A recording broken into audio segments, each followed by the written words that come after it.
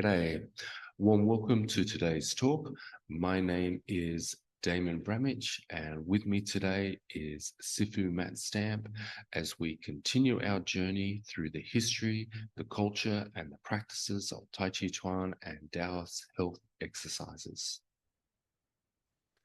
And then there's also this period where you transcend into this beauty of being a sense of your mind and body being connected as one. You know, this euphoric experience. Mm-hmm.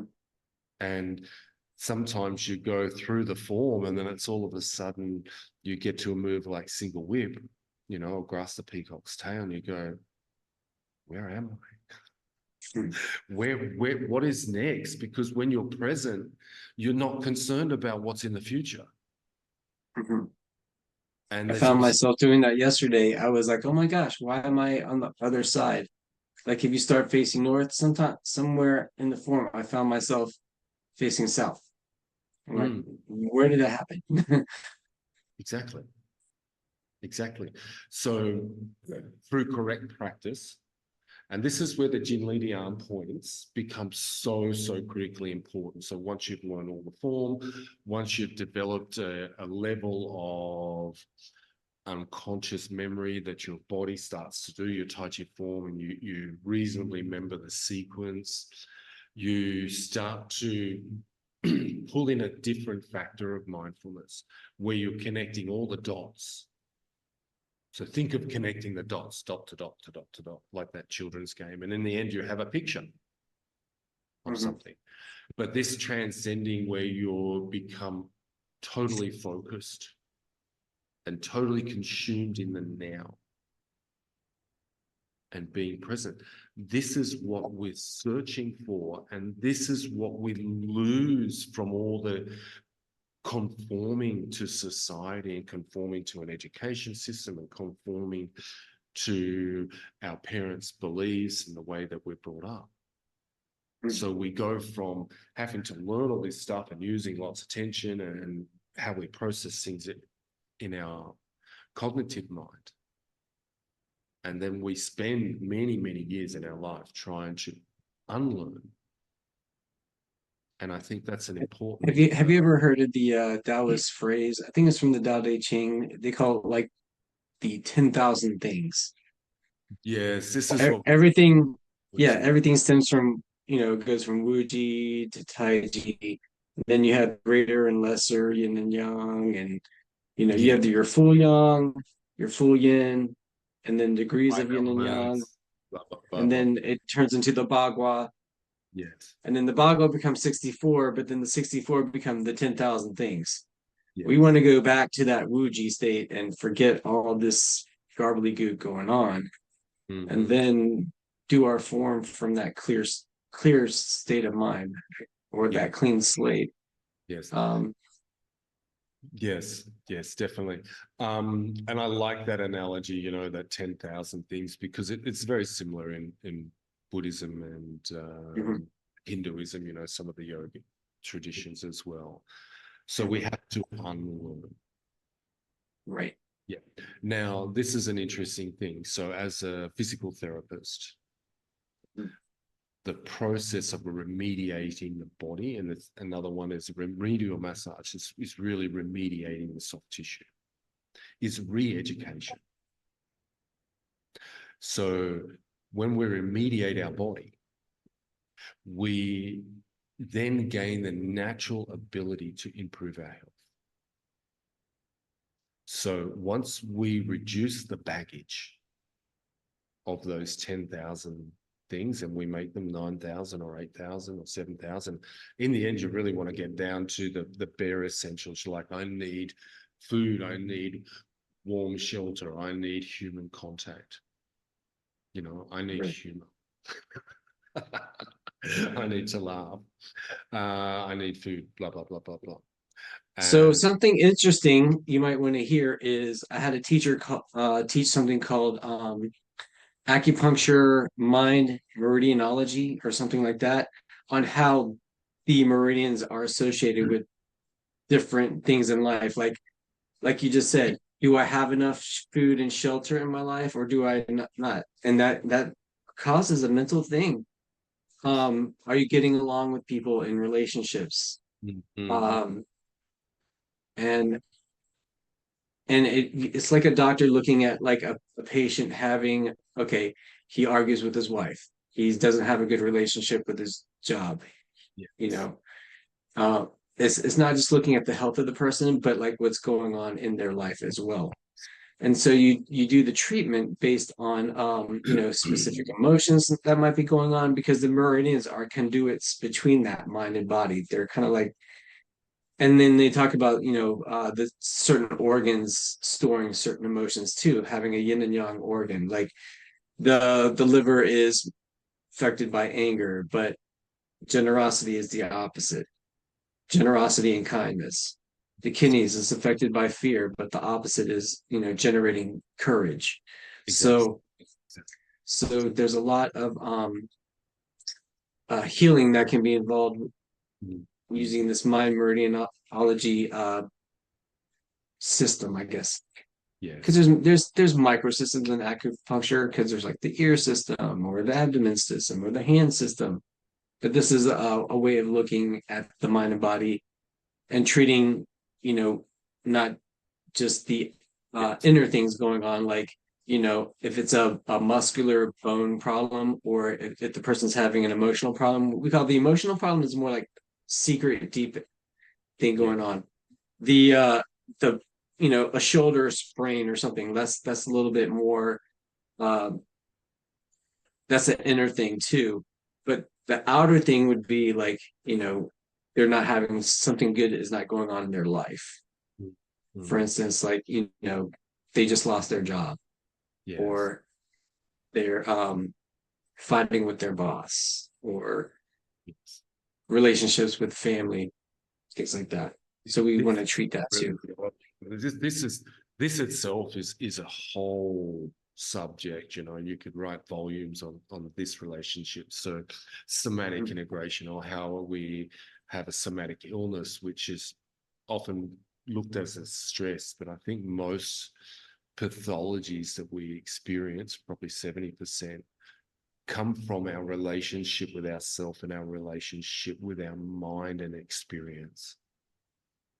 Okay. Right. Um, and exactly like you said, in Chinese medicine, it is recognized, and you see this. Someone comes in with a wiry liver, and they're bouncing all over the place, and they're not stable. Their chi's not sinking down. And this is where Tai Chi can work, and mindfulness can help a lot. And we have lots of books on this subject, where if you're having too much emotion and you're maybe going into a panic attack and it's affecting your heart, blah, blah, blah, blah, blah, and how you maybe should be breathing and bring yourself back to your breath. And why? Because you're going to bring yourself down to a lower segment of the body. Understanding the process of experience and why, and understanding what we call a trigger. And this, in a Tai Chi sense, comes down to someone puts pressure on you and it triggers a muscular response. Okay, and that muscular response will be a momentary excess of tension, unless that's been unlearned. And the mindfulness characteristics of the practice is to introduce you to yourself, in a sense. Yes, finding better parts of yourself so you can heal, learning to get the technique so you can let things go. And this is this saying, invest in loss, is not just invest in allowing someone to push and realizing where your mass should or shouldn't be. It's invest in loss. And that's to let things go so you can be more one with yourself. I can see that mindfulness being important in that aspect of, it's a daily decrease of stress and tension, rather than our Western mind of thinking of gaining, gaining, gaining. I want to gain more strength. I want to gain more speed. I want to gain this. But that 100%. being in, okay, I want to be mindful of the tension that I have and I want to release it. And I'd go one step further when I think of this in this sort of relationship, is that I need to build my weak links. That really the invest in loss is really talking about that my weakness is my asset. If I build my weak links, if I have a situation in my body where my body goes into a fight and flight response, and that can lead to a panic attack, hyperventilation, etc., etc. Now you can see what happens here, because that's affecting my lungs and my heart. So I've lost that sort of natural regulation in my system because the energy and the fear and all this sort of. So in our practice, where are we taking our mind? We take it to the feet, we take it to the abdomen, we take it to the hands. And just like you said, we start taking one piece of paper off that pile, putting it in another spot. But what happens in this process is that you have to deal with these thoughts. You have to deal with them within yourself. You have to investigate why you keep having this thought. Either if it's something you need to do for your parents, you need to go and do it, or something you need to do for your family. If it's someone you need to call and discuss a subject, you need to do these things so you are free of these thoughts. And once you're free of your thoughts, you then have better integration, and it's a whole integration. In Tai Chi practice, we often hear everyone just talking internal. Tai Chi is a holistic exercise. I want to tell you about how I deal with my anxiety patients for a second, because what I do is the first thing I teach them is Dantian breathing, like the area of 4 fingers below my belly button and 4 fingers within the body, is to bring, because when you're breathing from there, if you're having panic attacks or anxiety, you're breathing shallow in the chest, like panting like a dog. Okay. I tell them, I was like, okay, I want you to bring your awareness down below your belly button.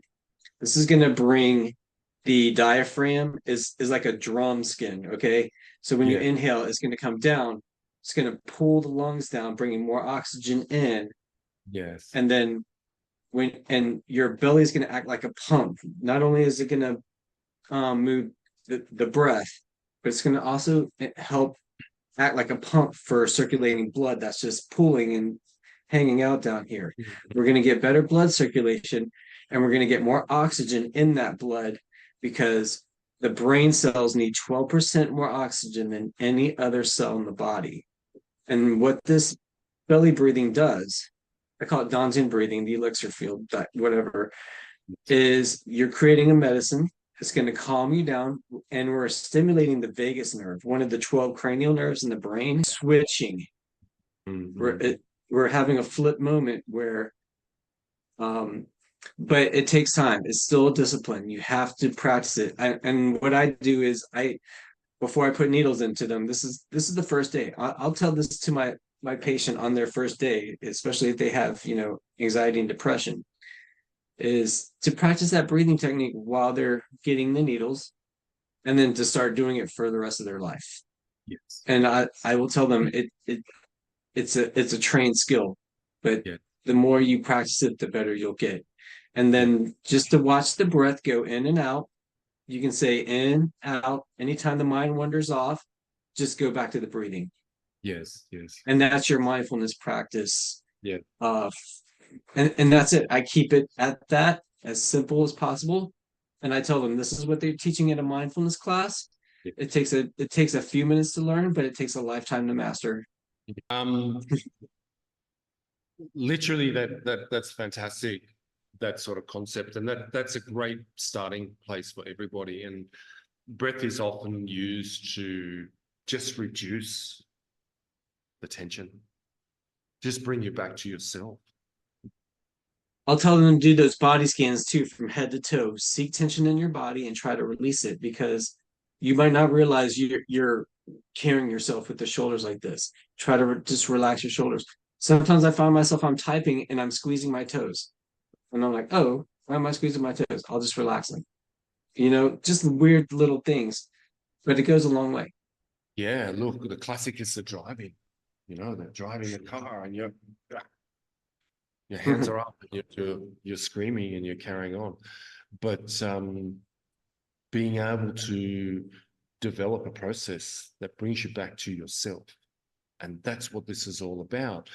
And this is more and more essential in our society because we're living externally. We have this guy, and he's the biggest criminal because we can't be mindful when we're playing on it.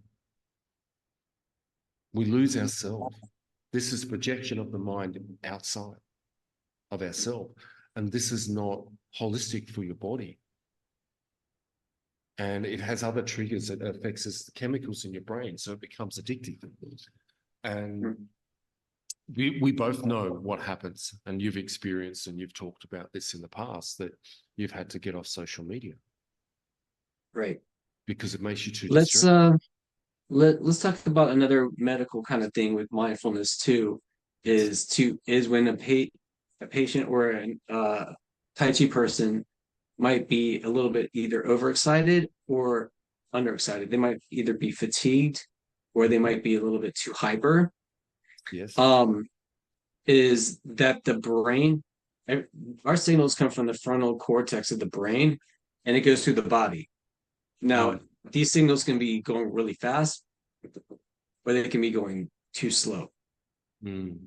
And so we want to get that middle of the road Mm. pulsation. And that's why sometimes you might feel like when you're doing Tai Chi, you're going faster than normal or slower than normal, but you have to find that right middle balance. Mm. And that's a mindfulness thing.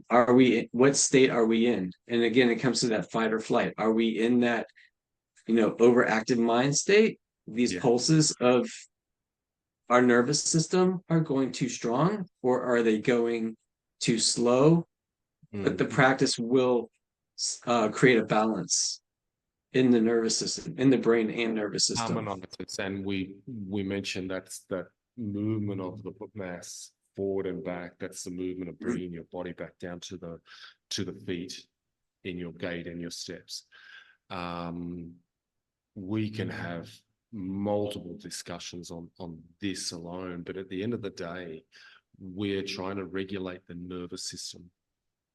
And then we're also regulating the endocrine, the hormonal system in the body through Right. our practice. And this vagus nerve reduction of stimulus is extremely important. We can have a huge amount of stress, but how we process the stimulus and gets us to another thing is that we need to have some humor. We need to have happiness and laughter. There's a lot of little haiku and sayings, like laughing in the face of adversity, things like this. So how to self-regulate the body and using the Tai Chi and mindfulness to self-regulate. And really that's all you're doing. When you're practicing acupuncture, you're using needles to help energy, charge, fluid move through an area to allow and stimulate the body's own natural abilities to heal. And this is extremely important. And this is achieved in the Tai Chi practice from the effect of yin and yang.